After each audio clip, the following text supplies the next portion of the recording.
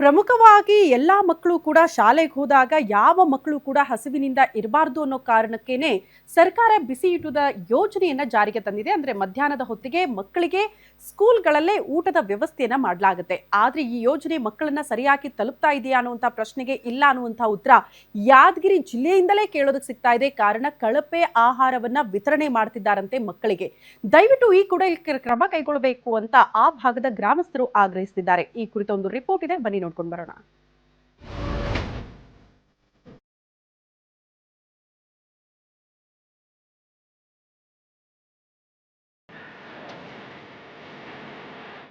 ಸರ್ಕಾರಿ ಶಾಲೆ ಮಕ್ಕಳಿಗೆ ಪೌಷ್ಟಿಕತೆ ಹೆಚ್ಚಿಸಲು ಶಾಲಾ ದಾಖಲಾತಿ ಹೆಚ್ಚಿಸಲು ಸರ್ಕಾರದಿಂದ ಬಿಸಿಯೂಟ ಯೋಜನೆ ಜಾರಿಗೆ ತಂದಿದೆ.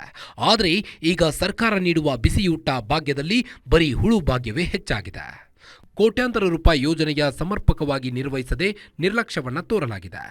ಇದಕ್ಕೆ ನಿದರ್ಶನವೆಂಬಂತೆ ಯಾದಗಿರಿಯ ಮುನಮುಟಗಿ ಗ್ರಾಮದ ಸರ್ಕಾರಿ ಶಾಲೆಯೇ ಸಾಕ್ಷಿ.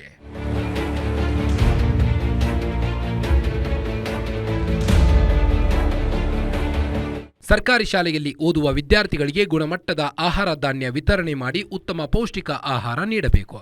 ಆದರೆ ಮುನಮುಟಗಿ ಗ್ರಾಮದ ಸರ್ಕಾರಿ ಶಾಲೆಯಲ್ಲಿ ಕಳಪೆ ಆಹಾರ ಧಾನ್ಯ ಪೂರೈಕೆ ಮಾಡಿ ಮಕ್ಕಳ ಜೀವದ ಜೊತೆ ಚೆಲ್ಲಾಟವಾಡುತ್ತಿದ್ದಾರೆ. ಕಳೆದ ಜನವರಿ 12ರಂದು ಪೂರೈಕೆಯಾಗಿದ್ದ ಗೋಧಿಯು ಸಂಪೂರ್ಣ ಹಾಳಾಗಿದೆ.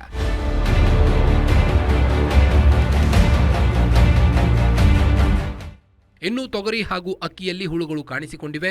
2 ತಿಂಗಳ ಹಿಂದೆ ಸರ್ಕಾರಿ ಶಾಲೆಯಲ್ಲಿ ಪೂರೈಕೆಯಾಗಿದ್ದ ತೊಗರಿ ಬೇಳೆಯು ಕಳಪೆ ಮಟ್ಟದ್ದೆಂದು ಲ್ಯಾಬ್ ವರದಿಯಲ್ಲಿ ಬೆಳಕಿಗೆ ಬಂದಿತ್ತು. ಈ ಬಗ್ಗೆ ಜಿಲ್ಲಾ ಪಂಚಾಯತ್ ಸಿಇಒ ಈ ಬಗ್ಗೆ ಕಟ್ಟುನಿಟ್ಟಿನ ಅಗತ್ಯವನ್ನ ಕ್ರಮವಹಿಸಿದರು. ಇಷ್ಟಾದರೂ ಇನ್ನೂ ಕಳಪೆ ಆಹಾರ ಧಾನ್ಯ ಪೂರೈಕೆಯಾಗುತ್ತಿದೆ. ಮಕ್ಕಳಿಗೆ ಆಹಾರ ಧಾನ್ಯ ಅಂತೇಳಿ ದಾಸೋಹ ಬಿಸಿ ಊಟದ ಸಲುವಾಗಿ ಆಹಾರ ಧಾನ್ಯಗಳು ಕಳಿಸ್ತಾರೆ. ಅಕ್ಕಿ ಮತ್ತು ಬೇಳೆ ಗೋಧಿ ಅವರಲ್ಲಿ ಸಂಪೂರ್ಣ ನುಷಿ ಆದವು, ಕಳಪೆ ಆಹಾರ ಧಾನ್ಯಗಳು ಕಳಿಸ್ಯಾರ.